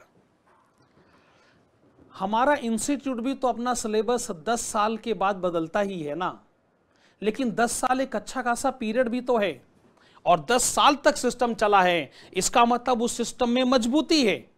अगर ये सिस्टम हर 2 साल के बाद बदल दिया जाए तो स्टूडेंट ये सोचेगा कि जब इंस्टीट्यूट को अपने सिलेबस पर विश्वास नहीं तो हम कैसे विश्वास कर सकते हैं। मेरे प्यारे बच्चों, कुल मिलाकर लेबर कॉस्ट के ये कुछ रिवीजन के कंसेप्ट से जो हमने एक छोटी सी क्लास में डिस्कस करें। बाकी आप जानते हैं कि मेन क्लास जो थी हमारी वो इतने सारे प्रैक्टिकल क्वेश्चंस और थ्योरी के नोट से भरी पड़ी थी। ये रिविजरी क्लास सिर्फ एक हल्का सा सपोर्ट है। मेन क्लासेस का ये जो सपोर्ट है इसका तरीका और ऑब्जेक्टिव सिर्फ यही है कि ये जो रिविजरी क्लास है अगर आपके नंबर में कुछ इंक्रीज करने में कामयाब हो जाए तो हमको लगेगा कि हमने भी कुछ सफलता हासिल करी। मिलेंगे अब हम लोग अगली रिविजरी क्लास में। तब तक मेरी तरफ से goodbye, thank you, take care.